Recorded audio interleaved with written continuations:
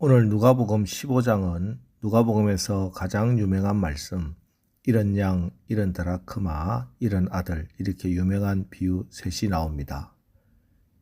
이 세 가지 비유 모두 이런 것을 찾는 비유입니다. 그리고 이 비유를 통해서 우리 주님이 우리에게 해주시고자 하는 메시지는 아버지 하나님의 마음입니다. 목자가 잃은 양 한 마리를 찾았습니다. 동네 사람들 다 불러다가 잔치를 벌입니다. 바보 같은 양 한 마리 찾아놓고 그 금을 들여 잔치를 벌린 겁니다. 이런 손해보는 장사가 어디 있습니까? 동전 하나 찾고 나서 벗들을 불러 모아 잔치를 벌입니다. 동전 하나 찾고 동전 몇 립은 사용했을 겁니다. 계산이 안 됩니다. 낭비도 이런 낭비가 어디 있습니까? 그런데 이것이 우리 아버지의 마음이라는 것입니다. 그래서 이 성경을 읽고 우리는 아버지의 마음을 알아야 합니다. 자, 그럼 누가 이 아버지의 마음을 알아야 하는 사람입니까? 누구에게 주시는 말씀입니까? 먼저는 집 나간 아들을 되찾은 아버지 비유에 나오는 집 나간 탕자입니다. 오늘 누가복음 15장에 보면 이 말씀을 듣는 자들이 나옵니다. 1절 모든 세리와 죄인들이 말씀을 들으러 가까이 나오니 죄인과 세리들, 이들은 오늘 비유에서 집 나간 둘째 아들에 해당하는 사람들입니다. 이 둘째 아들이 아버지에게 가서 이렇게 요구합니다. 12절 그 둘째가 아버지에게 말하되 아버지여 재산 중에서 내게 돌아올 분깃을 내게 주소서 하는지라. 아버지가 그 살림을 각각 나누어 주었더니 당시에는 유산의 분배는 아버지께서 돌아가시고 난 후에만 이루어졌습니다. 그러니 이 말은 아버지가 죽기를 바란다는 말과 같았습니다. 그런데 놀라운 것은 이 아버지가 그냥 그 살림을 나누어 주었다는 겁니다. 여기 이 살림으로 번역된 헬라어 비오스는 원래 생명이라는 뜻입니다. 바이오라는 영어의 어원이 이 비오스입니다. 그러니까 이 둘째 아들이 요구한 것은 단순히 아버지의 재산이 아니라 아버지의 목숨을, 생명을 찢어달라는 것이었습니다. 그래서 이 아버지는 자식에게 사랑을 거부당한 겁니다. 대개 우리는 사랑을 거부당하면 화가 나서 복수를 합니다. 자신의 사랑을 거부한 그 사람을 향한 그 사랑을 최대한 거둬들이고 복수함으로써 자기의 상처를 줄이려고 하지요. 그런데 이 아버지는 아들을 사랑하되 끝까지 사랑하여 그 괴로움을 참고 견딥니다.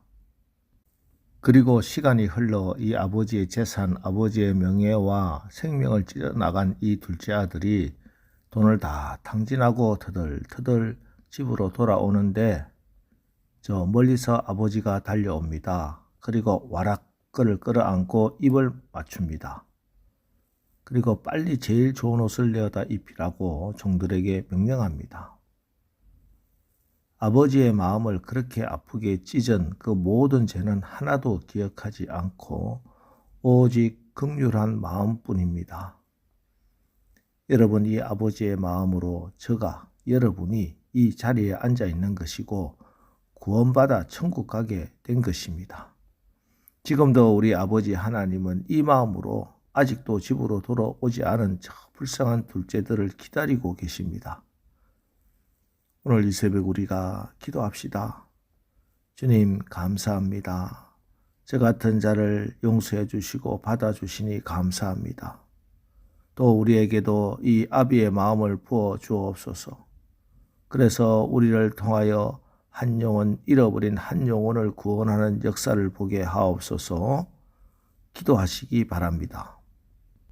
다음으로 이 아버지의 마음을 알아야 하는 사람이 있습니다. 2절, 3절을 보세요. 바리새인과 서기관들이 수군거려 이르되 이 사람이 죄인을 영접하고 음식을 같이 먹는다 하더라.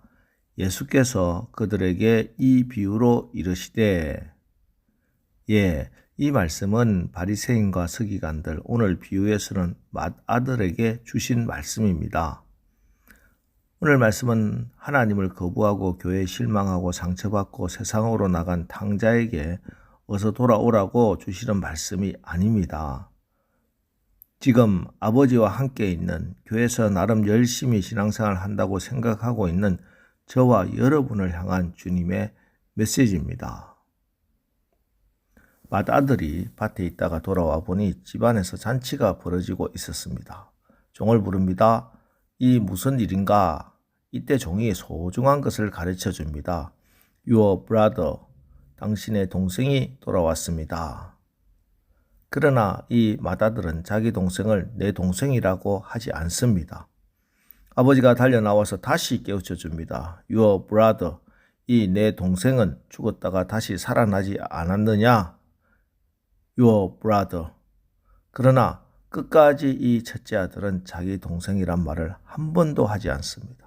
영어 성경에 보면 자기 동생을 This son of yours, 당신의 이 아들이라고 합니다. 여러분, 우리가 정말 예수님 잘 믿어야 합니다. 정말 아버지 마음을 알아야 합니다.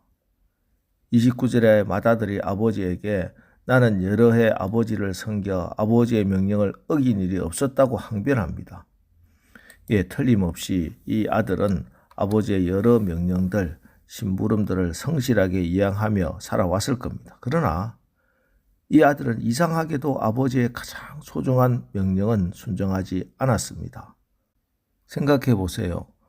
아들을 잃어버리고 그 아들의 소식이 끊어진 안타까운 형편에서 아버지가 맏아들에게 내릴 명령이 내 동생 좀 찾아보라는 부탁 말고 또 무엇이 있겠습니까?